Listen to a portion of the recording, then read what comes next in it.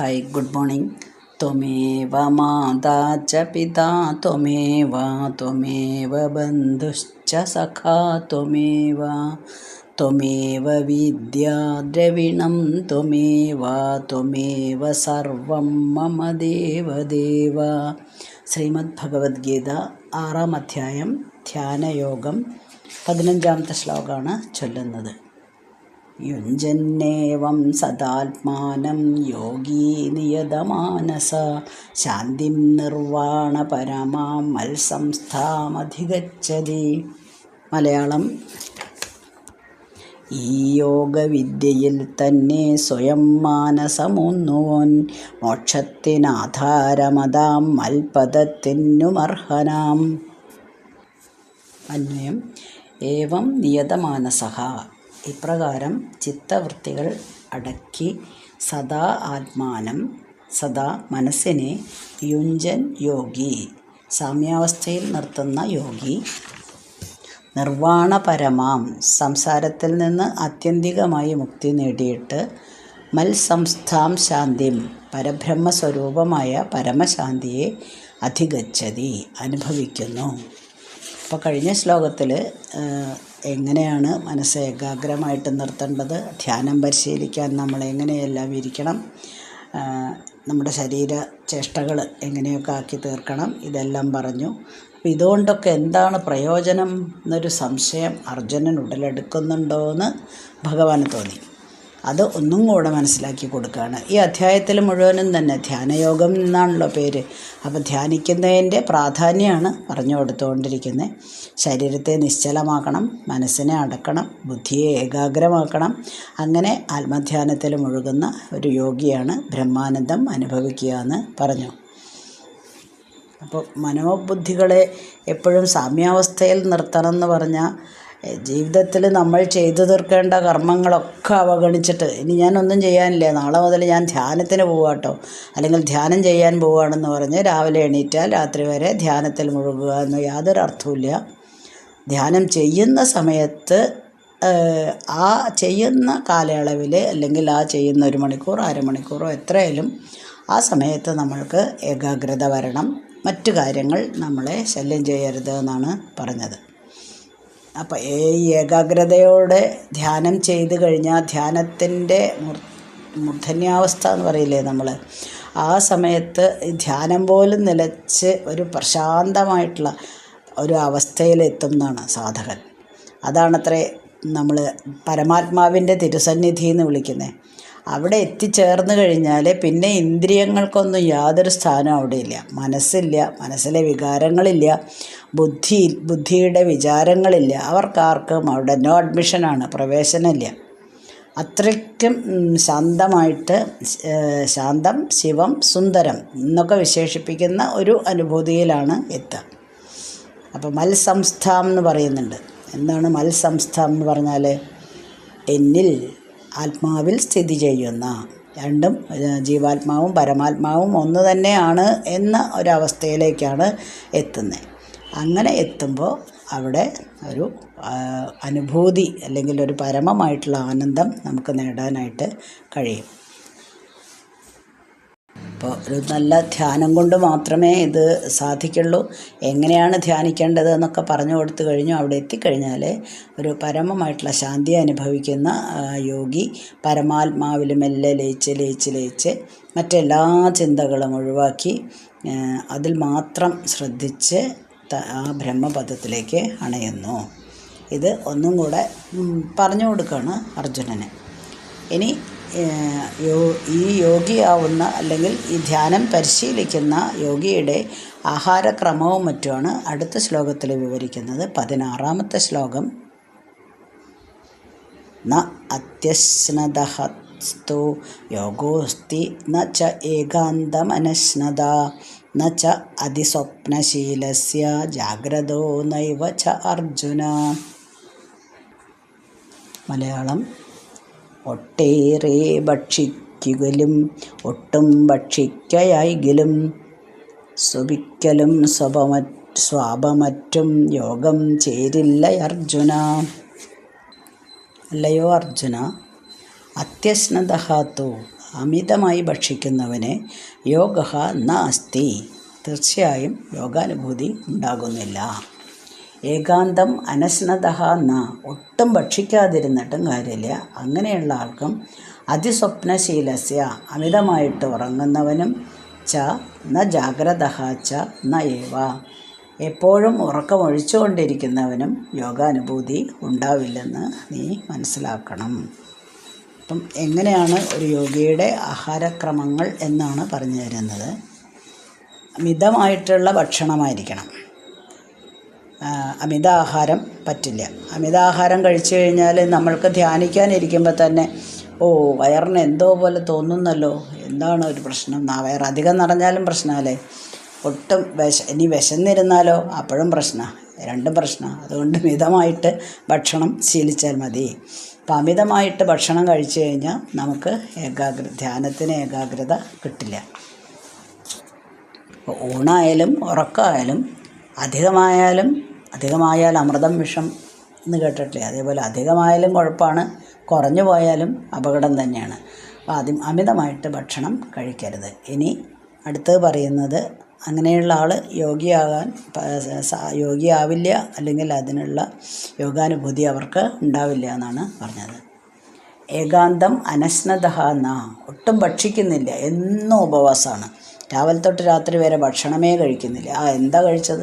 രാവിലെ ഞാൻ ഒരു ഗ്ലാസ് ചായ കുടിച്ചു, പിന്നെ എന്തെങ്കിലും ഫ്രൂട്ട്സോ എന്തെങ്കിലും ഉച്ചയ്ക്ക് കഴിക്കും. രാത്രി പ്രത്യേകിച്ചൊന്നും കഴിക്കില്ല, വേറൊരു ആപ്പിളോ അങ്ങനെ എന്തെങ്കിലും കഴിച്ചു. അങ്ങനെ നമ്മൾക്ക് ഭക്ഷണം വിശക്കുന്നുണ്ട്, നല്ലോണം വിശക്കുന്നുണ്ട്, വയറ് പറയുന്നുണ്ട് വിശക്കുന്നുണ്ടെന്ന്. പക്ഷേ എന്താണ്, ധ്യാനം പരിശീലിക്കുകയാണല്ലോ, അതുകൊണ്ട് ഭക്ഷണം വേണ്ട, ഉപവസിക്കുകയാണ്. എപ്പോഴും ഉപവസിക്കുക. ഇന്ന് ഉപവാസം, ആഴ്ചയിൽ 7 ദിവസം, തിങ്കളാഴ്ച വ്രതം, ചൊവ്വാഴ്ച വ്രതം, ബുധനാഴ്ച വ്രതം, വ്യാഴാഴ്ച വ്രതം, വെള്ളിയാഴ്ച വ്രതം, ശനിയാഴ്ച വ്രതം, ഞായറാഴ്ച വേണമെങ്കിൽ കുറച്ച് കഴിക്കാം, അല്ലെങ്കിൽ ഞായറാഴ്ച വ്രതം അനുഷ്ഠിക്കാം.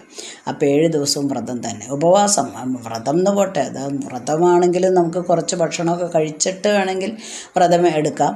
ഇതങ്ങനെയല്ല, ഭക്ഷണം കഴിക്കാതെ ഇരിക്കുക, വേണമെങ്കിൽ കുറച്ച് വെള്ളം, ജലപാനം മാത്രം.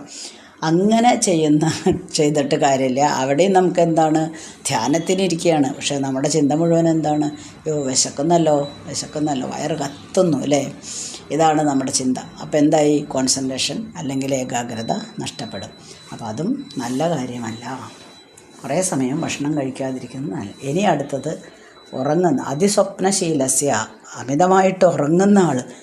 അമിതമായിട്ട് ഉറങ്ങുക എന്ന് പറഞ്ഞാൽ പ്രത്യേകിച്ചൊന്നും ചെയ്യാനില്ല, അതുകൊണ്ട് ഇനിയുള്ള ജോലികൾ ഉണ്ടെങ്കിൽ തന്നെ അത് വളരെ വേഗം എങ്ങനെയെങ്കിലുമൊക്കെ ചെയ്ത് തീർത്ത് വെച്ചിട്ട് ബാക്കി സമയം കിട്ടിക്കഴിഞ്ഞാൽ സുഖമായിട്ട് കിടന്നുറങ്ങുക. എപ്പോൾ മുതൽക്ക് എപ്പോൾ വരെ, രാവിലെ മുതൽ വൈകുന്നേരം വരെ ഉറങ്ങുക തന്നെ. അങ്ങനെ അധികം ഉറങ്ങുന്നവനും എന്ത് പറ്റില്ല, ഈ യോഗിയാവാൻ അവനും സാധിക്കില്ല.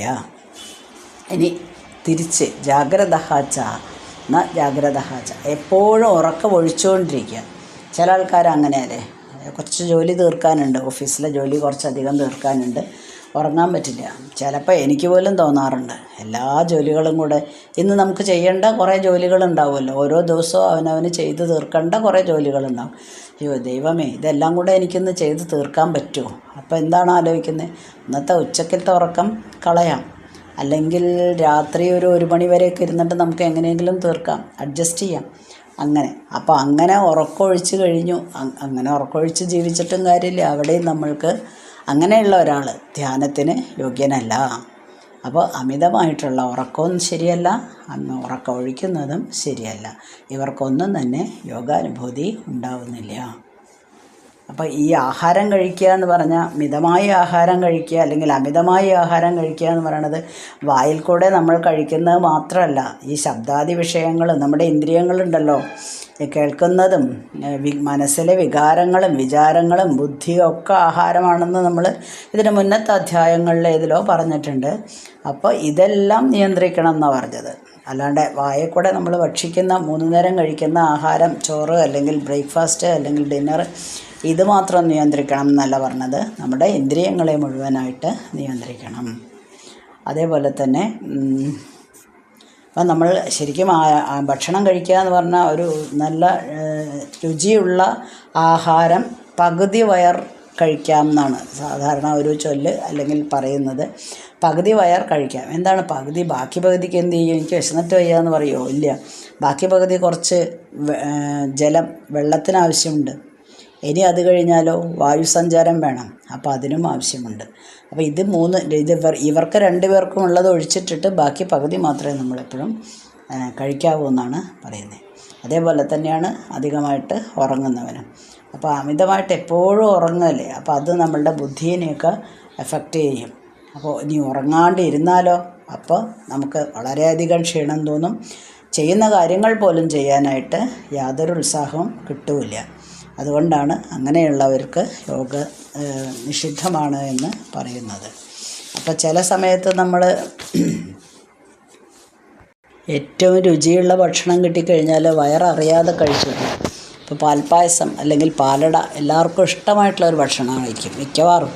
ചിലർ പാൽ ഉപയോഗിക്കില്ല കേട്ടോ, അങ്ങനെയുള്ളവരോടല്ല, സോറി, അവർ ശർക്കര പായസമായിരിക്കാം ചിലപ്പോൾ ഇഷ്ടം. ഇപ്പോൾ പാലട 1 ഗ്ലാസ് കുടിച്ചു, നല്ല ടേസ്റ്റ് ഉണ്ട്, അപ്പോൾ 1 ഗ്ലാസും കൂടെ കുടിച്ചു, ഇനിയും 1 ഗ്ലാസും കൂടെ വേണം തോന്നി, അങ്ങനെ വയററിയാതെ ഇങ്ങനെ കുടിച്ചുകൊണ്ടിരിക്കുകയാണ്. എന്തായാലും തീർച്ചയായിട്ടും തലയ്ക്ക് നമുക്കൊരു മത്ത് പോലെ തോന്നും. അങ്ങനെ നമ്മളറിയാതെ എന്തിനാണ് ഇത്ര അധികം ഭക്ഷണം കഴിക്കുന്നത്? നമുക്കൊരു ലിമിറ്റുണ്ട്, അതിനനുസരിച്ച് മാത്രമേ കഴിക്കേണ്ട ആവശ്യമുള്ളൂ. മാത്രമല്ല ശരിക്കും നമ്മൾ കഴിക്കേണ്ടത് ഈ ധാന്യങ്ങളും പച്ചക്കറികളും പഴവും പാലും ഒക്കെയാണ്. പക്ഷേ നമ്മളുടെ ഇഷ്ടവിഭവം എന്താണെന്ന് ചോദിച്ചാൽ മിക്കവാറും ഒരു 90% ആൾക്കാർക്കും ജന്തുക്കളായിരിക്കും, അതായത് നോൺ വെജ് എന്ന് നമ്മൾ പറയുന്നതായിരിക്കും. അതിൻ്റെ ആവശ്യമേ ഇല്ല എന്നാണ് പറയുന്നത്. അപ്പോൾ ലഘുവായിട്ടുള്ള ആഹാരം മാത്രമാണ് കഴിക്കുന്നത്, അതാണ് സാത്വികമായിട്ടുള്ള ഭക്ഷണത്തിൽ ഉൾപ്പെടുത്തുന്നത്. മറ്റേത് തമോ ഗുണത്തിലുള്ളവരുടെ ഭക്ഷണമാണത്രേ മാംസം. മദ്യപാനം, പുകവലിയൊക്കെ അവരുടെ ഒരു സ്വഭാവമായിട്ടും വരും. അപ്പോൾ അത് നല്ലതല്ല എന്നാണ് പറയുന്നത്. ഇങ്ങനെ അമിതമായിട്ട് ഭക്ഷണം കഴിച്ചു കഴിഞ്ഞാൽ എന്താവും? അമിതമായിട്ടുള്ള ഉറക്കവും വരും. ഉറക്കം വന്നാൽ എന്ത് ആവും? നമ്മൾ ഉറങ്ങി കുറേ നേരം ഉറങ്ങിക്കഴിഞ്ഞാൽ ചിലപ്പോൾ ഡീപ്പ് സ്ലീപ്പ് എന്നൊക്കെ നമ്മൾ പറയും, അതിൽ നമ്മൾ സ്വപ്നങ്ങൾ കാണാൻ തുടങ്ങും. അങ്ങനെ സ്വപ്നം കണ്ട് എത്രയോ മണിക്കൂറുകൾ ചിലപ്പോൾ ഉറങ്ങും. ചിലപ്പോൾ ചിലതിലൊക്കെ ആൾക്കാർ പറയുന്നത് കേട്ടിട്ടുണ്ട്, ഇന്നലെ ഞാൻ രാത്രി 10 മണിക്ക് കിടന്നിട്ട് ഇന്ന് രാവിലെ 12 മണിക്കാണ് എണീറ്റതെന്ന്. എന്തൊരു സുഖമല്ലേ, നല്ല ലൈഫ്.